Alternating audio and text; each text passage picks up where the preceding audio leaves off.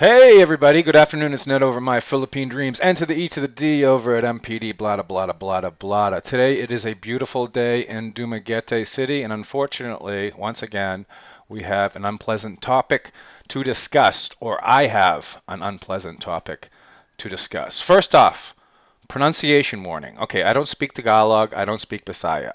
I speak Bisaya like a 2-year-old, not even a 2-year-old. So some of the words that I'm going to be saying in the course of this little live cast are going to be incorrect pronunciation. So I apologize to that, and I'll try to aspire to greater understandings of the local lingo in the future. Also, keep in mind that this video isn't intended to be all doom and gloom. I'm not purposely trying to cast the Philippines in a negative light. As part of my channel, as part of my channel's duty, I think it's important to note local goings on that can affect expatriates living anywhere in the Philippines. In short, and I've mentioned this before, I think it's important to showcase the good, of which there's a lot, the bad, of which there's a good amount too, and the occasionally, sometimes downright ugly. All right, with that said, this video is intended for educational purposes and to discuss the situation going on. It's not just a report out of this incident. A few things to keep in mind. These are some Tagalog phrases. Ang kapal niya mukha, ang kapal niya mukha, which basically means your face is thick, and ang manipis naman niya balat, which basically means your skin is thin. Balat is skin.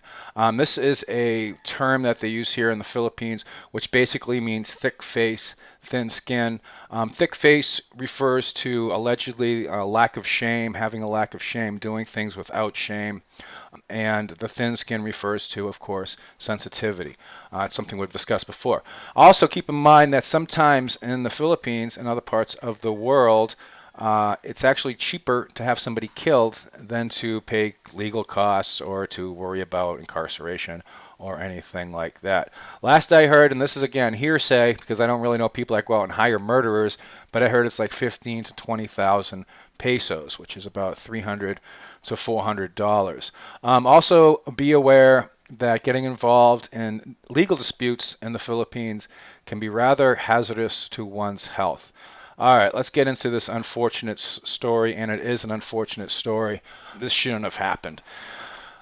And this happened around October 15th, so this has been going on for a little while. I was waiting to see if there's been any further developments, but there hasn't. The Philippines National Police Force is investigating the murder of Australian national Reginald Rene Hodgins after he was found shot dead just outside his rented home in Sanait, Ilocos Sur. It's a province. It's on the western side, northwestern side of Luzon, the biggest island in the Philippines.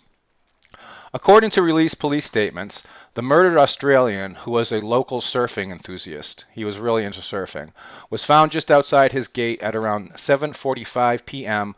on the night of October 15th. One of the inspectors noted that he had just previously been living in Cabugao. Cabugao is just a little south of where he's of Sinait, but he had to move out after having issues with his landlord. A friend of Mr. Hodgins noted that the 70-year-old Australian, he was 70 years old, he's an older gentleman, had a black eye at one point, which Hodgins claimed he received after the aforementioned landlord tried to kick him out. After that incident, Mr. Hodges then reportedly filed a case against the Filipino landlord.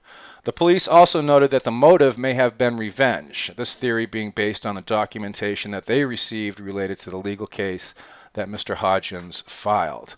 Then, and this is good news, on October 19th, just 4 days after the incident, the police identified, arrested, and filed murder charges against a known local gun for hire. The alleged assassin was identified by a young 10-year-old boy who had been out playing near the scene of the crime. The young Filipino stated that he had approached the man but had been scared away when the guy pulled a handgun out.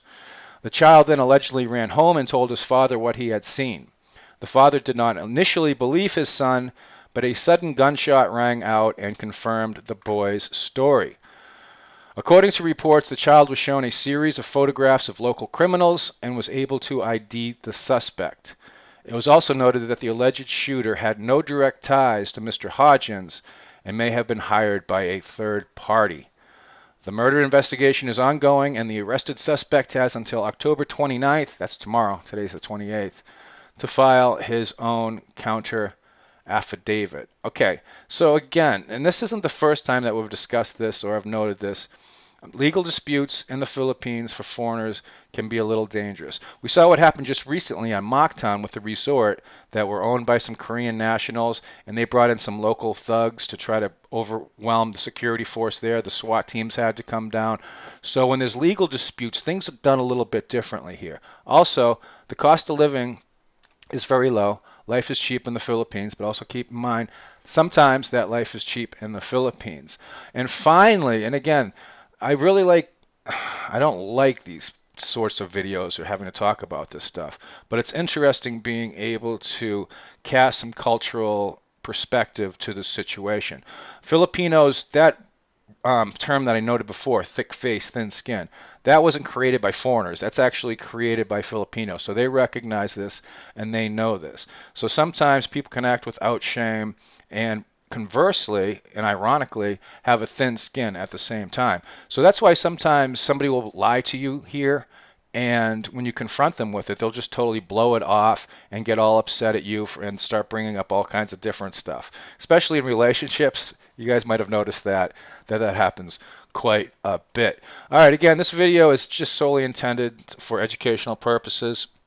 I guess the Australian embassy is involved. The brother of the victim, who I believe his name's Ronald, and I guess he's also 70 years old, is on top of this.